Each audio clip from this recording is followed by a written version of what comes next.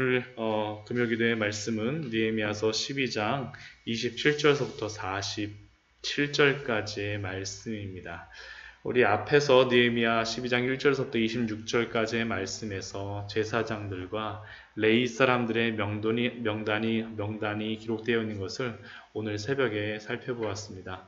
왜 그 명단이 그곳에 기록되었을까요? 그것은 바로 지금 우리가 읽었던 이 성벽 봉헌식을 담당할 자들을 세우기 위하여서 제사장들과 레위 사람들의 지도자들, 우두머리들의 명단을 그곳에 기록하고 준비한 것입니다.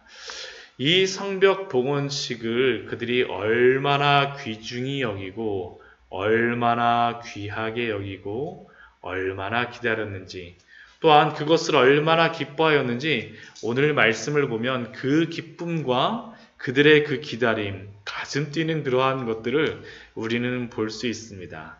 앞에서 우리가 제사장과 레위인들의 우두머리들의 명단을 작성하였다라고 했는데, 그 제사장과 레위인들, 우두머리들, 지도자들의 명단만 있다라 해갖고 이 예루살렘 성벽 봉헌식이 완벽하게 이루어질 수가 없었습니다. 많은 이것을 돕는 또 다른 사람들이 필요하였습니다. 특별히 레위 사람들이 많이 필요했어요. 그래서 27절 말씀을 보게 되면 각 처에서 레위 사람들을 찾아 예루살렘으로 데려다가, 각 처에서 레위 사람들이 있다라는 소문만 들리면 찾아오는 겁니다. 다 어디 있는지 레위 사람들 수소문해야 하고 그곳에 있는 곳에 찾아가고 예루살렘으로 다 모셔오는 거예요. 그래야 그들로 하여금 어떻게 하게 합니까? 감사하며 노래하며 재금을 치며 비파와 수금을 타고 즐거이 봉헌식을 행하려 하매, 그들과 함께 그들의 헌신과 그들의 봉사를 통하여서 즐거이 봉헌식을 하려고 이들이 수고하고 있는 이 노력들이 보이지 않습니까? 이 레위 사람들을 찾아다니는 이들, 하나님을 예배하기 위해서 애쓰는 이러한 사람들. 그러자 이들이 이렇게 막 힘써서 하자 어떤 일들이 벌어집니까? 28절 말씀을 보면 노래하는 자들, 레위인들이 예루살렘 사방들과 느도바 사람의 마을에서 모여들기 시작했습니다. 예루살렘 사방들에서 막 일하던 사람들, 야 이리 오세요, 우리 성벽 봉헌식 한다고 합니다 하니까 막 모여들기 시작하는 겁니다. 예루살렘 사방들에서 막 일하던 사람들, 느도바 사람의 마을들, 그곳에서 막 같이 살고 있던 그 레위인들이 막 모여드는 겁니다. 또 예루살렘 주변에 있는 사람들만 모이는 것이 아닙니다. 백길갈과 게바와 아스마의 뜰에서 모여들었으니, 이 베냐민 지경에 있는 여러 마을들에서 이 소문이 들리는 모든 곳에서 노래하는 자들이 자기들을 위하여서, 자기들이 기뻐서 오는 겁니다. 아, 우리가 노래하러 가야 되겠구나, 하나님을 예배하러 가야 되겠구나 하면서 예루살렘 사방의 마을들로 다 와서 마을들을 이루었다라고 합니다. 마을들을 이루었습니다. 그 사람들이 모여서 마을들을 이루게 되었습니다. 준비하고 있는 거죠. 장관이었을 겁니다. 막 텐트도 치고 막 이렇게 그들이 머물 수 있는 임시 거처도 막 만들고, 아니면 이곳저곳에 가서 막 쉴 수 있게 막 그렇게 했던 것 같습니다. 그때 제사장들과 레위 사람들, 이미 준비되어져 있던 사람들, 예루살렘 안에 있던 사람들 어떻게 합니까? 30절 말씀을 보면 제사장들과 레위 사람들이 몸을 정결하게 하고, 그들은 자신들이 이 성벽 봉헌식, 이 예배를 준비하고 자기들이 또한 인도를 해야 되기 때문에 먼저 하나님 앞에서 그 몸을 정결하게 하면서 준비합니다. 또 무엇을 합니까? 또 백성과 성문과 성벽을 정결하게 하니라. 그들은 자기들만 정결하게 한 게 아니라 백성들도 정결하게 하고 성문과 성벽을 정결하게 하는 것들, 청소하고 아마 부족한 것들, 좀 퇴락한 부분들에 대해서, 그들의 손길이 필요한 부분들에 대해서 그들이 분명히 어떠한 깨끗하게 하는 일들을 하였던 것 같습니다. 이들이 이렇게 성벽 봉헌식을 하면서 이런 준비하는 이러한 모습들, 이들의 기쁨들, 막 이러한 모습들이 앞부분에 나와 있죠. 그리고 이들이 이렇게 준비하고 난 다음 한 것이 무엇입니까? 30절 말씀 보면 이들이 이렇게 다 준비가 되자 느헤미야가 이렇게 하죠. 이에 내가 유다 방백들을 성벽 위에 오르게 하고 감사 찬송하는 자의 큰 무리를 둘러 나누어 성벽 잘 보이나요? 성벽 위로 대오를 지어 가게 하였는데 한 무리는 오른쪽 분문을 향하여 가게 하니 또 한 무리는 또 다른 편으로 가는 겁니다. 이게 무슨 얘기냐면 지금 이 모든 모인 사람들을 다 이제 성벽 위에 다 올라가게 하는 겁니다. 다 성벽 위에 올라가요. 한편은 이 뒤에 보면 느헤미야를 중심으로, 느헤미야가 앞에 서지 않습니다. 제사장이나 그러한 레위 사람들이 앞에 앞서가고 느헤미야는 뒤에서 따라갑니다. 한편은 느헤미야의 그러한 사람들이 이렇게 한편으로 이렇게 쭉 해서 가고, 또 한때 사람들은 학사 에스라가 앞서서 가면서 이렇게 진행을 합니다. 지금도 예루살렘에 가게 되면 그 욥바 게이트 쪽에 가면 성벽을 이렇게 돌 수 있는, 트레킹할 수 있는 그러한 코스가 있습니다. 근데 그게 두 코스인데 아마 이 코스를 그대로 하는 것 같아요. 욥바 게이트가 이 서쪽을 향해서 있는 그러한 문인데 그쪽에서 올라가고 한편은 이렇게 동쪽으로 해서 가는 거고, 동쪽 편으로 가는 거고, 한편은 서쪽 편으로 해서 이렇게 북쪽으로 해서 아마 예루살렘 성전까지 이렇게 쭉 돌면서 가는 것 같습니다.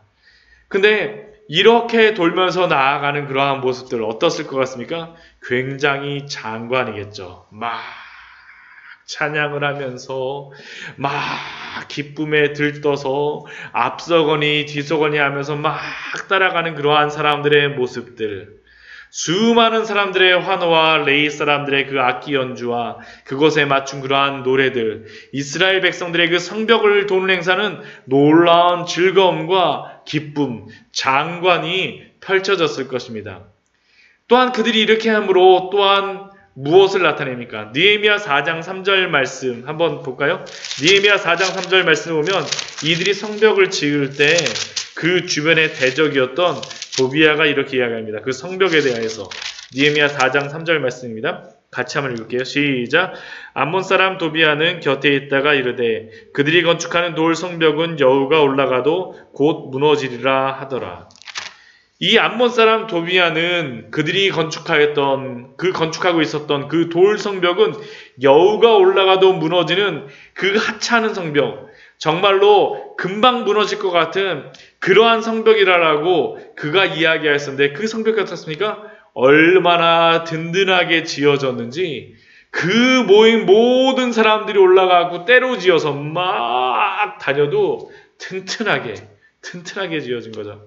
그 모든 것들을 보는 것은 단순히 유다 사람들만 아니라 그 주변의 대적들도 아마 이것을 보았을 것입니다. 우리가 행하였던 일들이 아무것도 아니구나. 하나님의 놀라운 영광이 드러나고 있는 것이죠. 그리고 그들은 이렇게 성벽을 두 때로 나누고 나서 두 무리는 모두 하나님의 전에 섰습니다. 40절 말씀은 이렇게 기록되어 있습니다. 이에 감사 찬송하는 두 무리가 하나님의 전에 섰고 또 나와 민장의 절반도 함께 하였고, 그리고 41절 말씀 보면 제사장들은 다 나팔을 잡았습니다. 양각 나팔을 잡고 이렇게 막 불고 있고, 또한 42절 말씀 보면 노래하는 자들은 크게 노래하였습니다. 이들이 이렇게 양각 나팔을 불면서 노래하면서 이 성전에 모여있는 것이 무엇입니까? 43절에 보면 그 이유를 이야기하죠. 이날에 무리가 큰 제사를 드리고, 그리고 그들은 심히 즐거워하였으니 이는 하나님이 크게 즐거워하게 하셨습니다.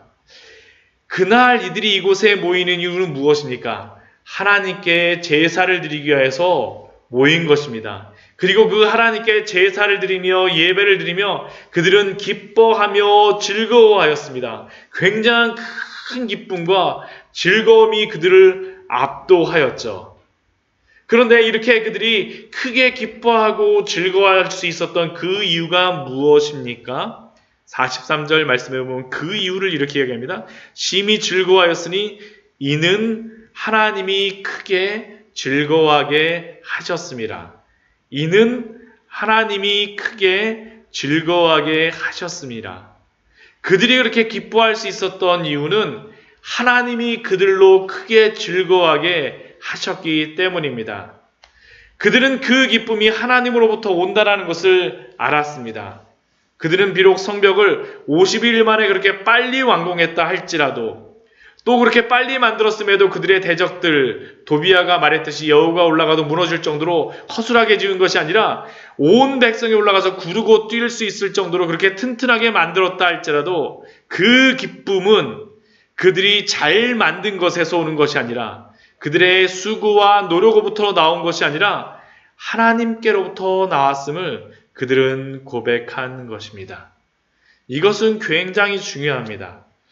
우리가 무엇을 이루고 무엇을 성취하였을 때 우리 자신의 성취와 우리 자신의 노고와 우리 자신의 수고에 대하여서 우리는 스스로 위안을 하며 스스로 칭찬하며 뿌듯해하지만, 그러나 우리가 고백해야 될 것, 우리가 알아야 될 것은 무엇입니까? 그것은 결국 우리의 자랑과 교만으로 끝나는 것이 아니라 그 모든 성취와 완성이 온전히 하나님으로부터 왔고, 그리고 그것이 모두 하나님이 이루셨음을 우리가 알고 만족하게 될 때 우리는 끊이지 않는 참된 만족과 기쁨을 누리게 되는 것이 아닙니까? 이것은 꼭 성공했을 때뿐만이 아닙니다. 우리가 비록 최고로 노력하고 하나님의 인도하심 가운데 모든 노력을 하였음에도 때로 우리는 실패할 때도 있습니다. 그러나 그럼에도 불구하고 그것이 주님이 인도하여 주심이라는 것을 알 때 우리는 그 안에서 만족하고 자족하며 참된 기쁨이 거기로부터 우리는 얻을 수 있지 않습니까? 하나님이 크게 즐거워하게 하셨음이니이다. 이것을 알게 될 때 우리는 사도 바울과 같이 로마서 8장에서 사도 바울이 고백한 것과 같이 이렇게 고백할 수 있죠. 우리가 알거니와 하나님을 사랑하는 자, 곧 그의 뜻대로 부르심을 입은 자들에게는 모든 것이 합력하여 선을 이루느니라. 그것이 우리의 능력으로 잘 될 때뿐만 아니라 못 됐을 때에도 모든 것이 합력하여 선을 이루느니라.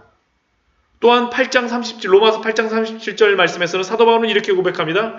그러나 이 모든 일에 우리를 사랑하시는 이로 말미암아 우리가 넉넉히 이기느니라.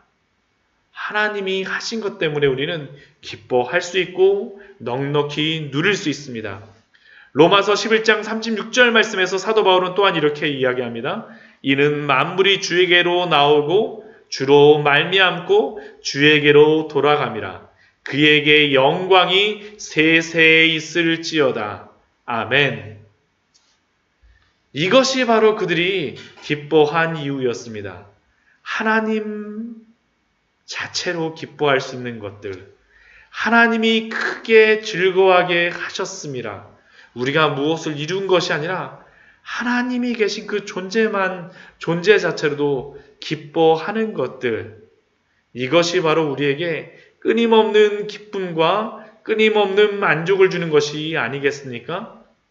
또한 그리고 이것을 이루시기 위하여서 하나님께서는 바로 예수 그리스도를 우리에게 보내주시고 또한 성령을 보내주심으로 말미암아 우리로 하여금 또한 우리로 이러한 참된 만족과 기쁨을 누리게 하지 않습니까?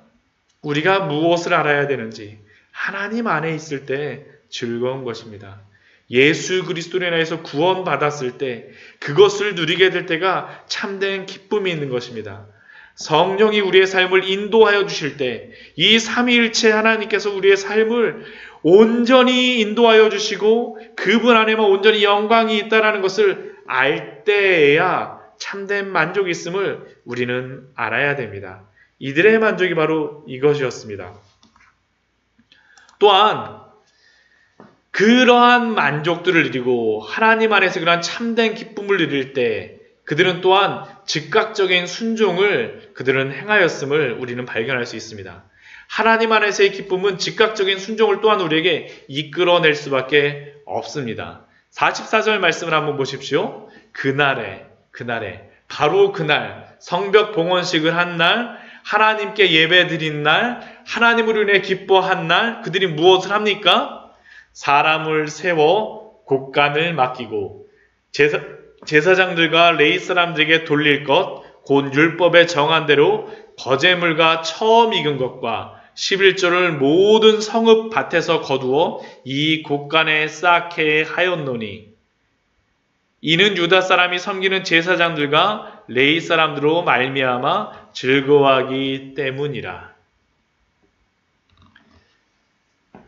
그들이 이렇게 성벽 봉헌식을 하고 난 후에 첫 번째로 한 일은 바로 그날서부터 순종을 하게 되는데 제사장들과 레위 사람들에게 돌릴 것, 그들의 삶을 유지하도록 예물을 드리는 것을 그들은 하였습니다.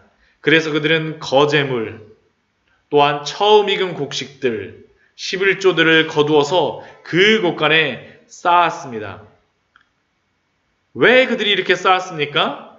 그들이 이 성전에서, 이 성벽에서 하나님을 예배하는 것들이 끊어지지 않도록 제사장들과 레위인들을 공양한 것입니다. 그들이 왜 성벽을 재건하였을까요? 그것은 성벽 재건이 1차적인 목적이 아닙니다.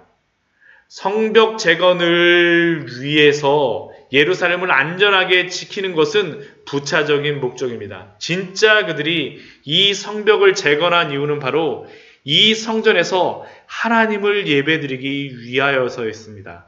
그런데 만약 성벽을 재건하고 성전을 짓고 제사장들과 레위인들이 평안하게 생활하도록 그들이 공양하지 않는다면 무슨 일이 벌어지겠습니까?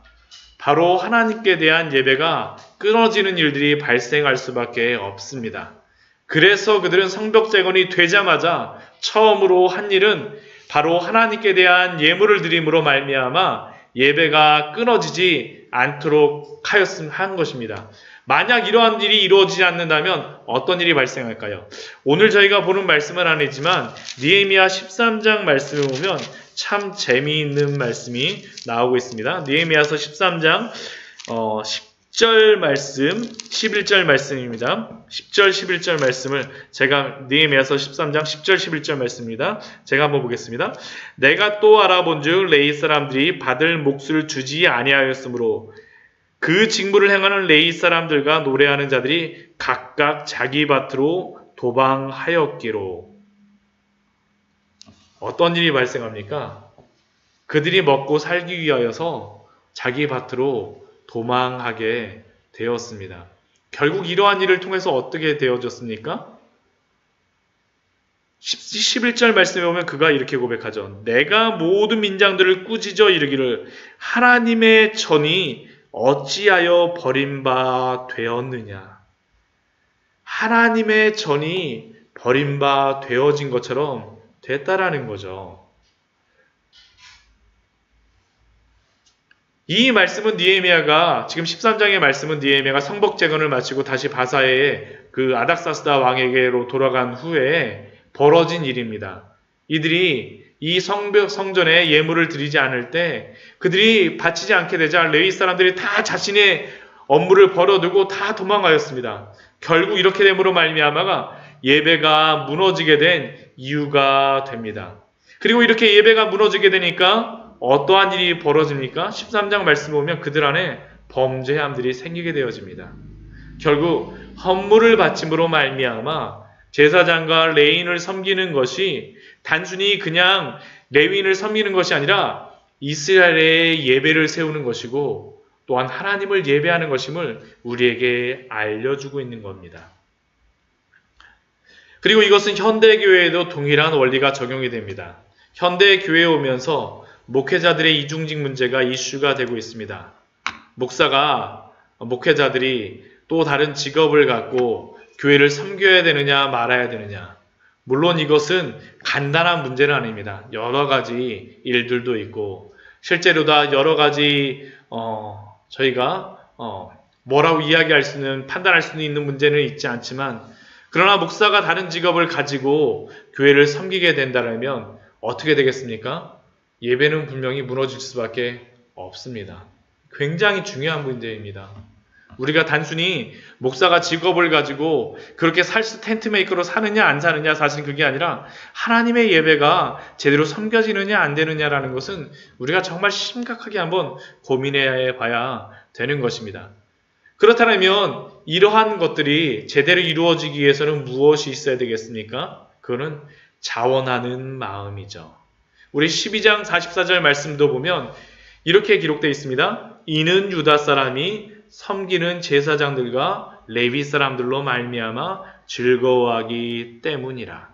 제사장들과 레위 사람들로 말미암아 즐거워하기 때문이라. 제사장들과 레위 사람들이 좋아서입니까? 그 즐거움이 그 사람들에서부터 나옵니까? 아닙니다. 그 즐거움은 하나님으로부터 나옵니다.